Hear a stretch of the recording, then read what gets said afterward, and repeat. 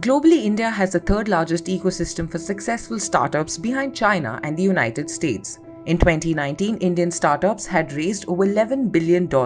This was 55% higher than 2018 in value and 30% higher in deal volume. But COVID-19 brought with it global lockdowns, closed borders, and stuck funds. It's a tough time for small businesses. Just thinking about what's happened to the economy. We know GDP has shrunk worldwide, and small business contribute over 30% to India's country's output, right, and a big contributor to GDP. Second largest source of employment after agriculture, right? So it's really the backbone of the country. What's transpired is that they're almost, it's a tale of two cities, right? There are businesses who actually have certainly seen leapfrog growth, which is more digital businesses, right? Businesses like, I would say, education businesses, which are helping companies collaborate, which are around productivity, online connectivity and all that stuff. And there's the other side of businesses who literally have suffered a lot, right? Travel, hospitality, manufacturing, businesses who, even retail, right, and so on, right? So as we think through it, we do kind of an annual survey with our customers, and what we kind of found is that the values of really resilience always holds true, for Indian small businesses, right? Resilience, self-reliance, and zeal for digital scaling, right? And we found that the small businesses are still very, I would say, confident that this shall pass. 9 out of 10 startups fail within 10 years of being set up, according to a research carried out in 2019 by Startup Gnome, a world-leading startup innovation policy advisory and research firm. As entrepreneurs grow in number, the chance of success for a startup seems to be declining. I would segment the small business probably into two buckets, right? One are the traditional small businesses which have been around, and then the new age businesses, right? I think the one consistent challenge among both is lack of availability of enough funds, right, to keep the ventures afloat.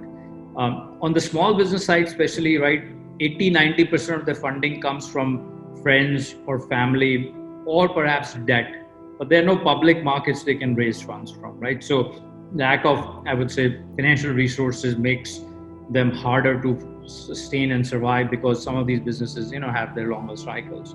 Second, I think, is limited understanding and knowledge of digital technology on the small business side, because they constantly struggle to basically understand, as I talked about before, about what are the tools they should buy and how can they attract and retain digitally savvy talent, which heavily impedes the rate at which they can adopt emerging technology.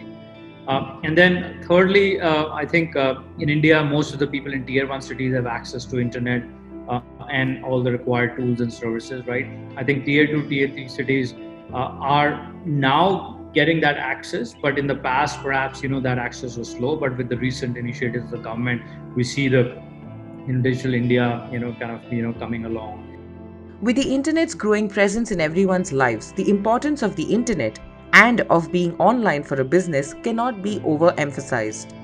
These large numbers of connected users provide every small business with a potential customer base that it just cannot ignore. Indian small businesses and startup impacted so quickly, right, due to this, the current pandemic lockdowns. Many work to pivot online to stay connected with consumers and continue running their businesses, right? Despite this, as I shared earlier, out of all the 60 million small businesses present in India, only 1/3 of them have any kind of online presence, even now. For most small businesses in the country, building an online presence equates to, as I said, maybe going on a channel rather than building your own website. So we are constantly working towards helping Indian small businesses and entrepreneurs get online, grow online, by providing an integrated suite of easy to use, affordable online tools and solutions.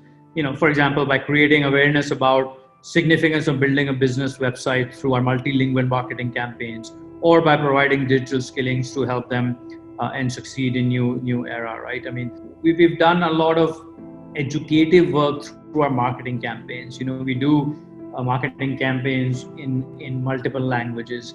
We do marketing campaigns through multiple channels, right? Whether it's TV or radio or print or YouTube or social media and or word of mouth, right?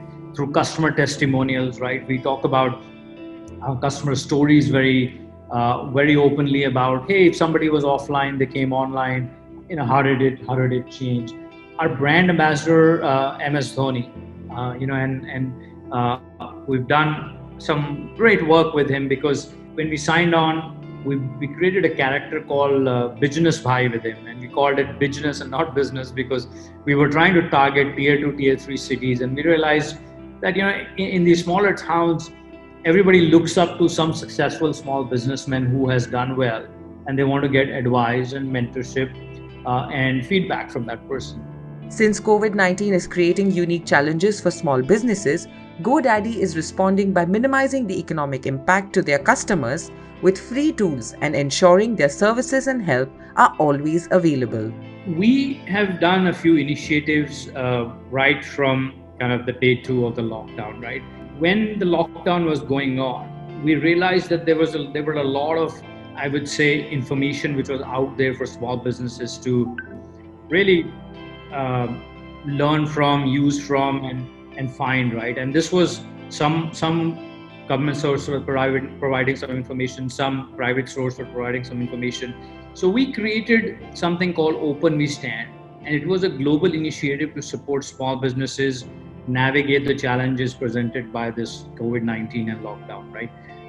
And the Open We Stand was basically a page, right? It's a website page we stood up, which had special offers on services, tools, expert advice, and community for entrepreneurs, to share insights and experiences with one another. Very soon, over 70 companies globally joined in this support of Open We Stand and pledged action to make a difference together. So what it solved for the small businesses was that there were multiple sources they had to go to. Now they could come to Open We Stand and see what we are offering as GoDaddy, what others are offering, and what are perhaps some of the resources available in the public domain.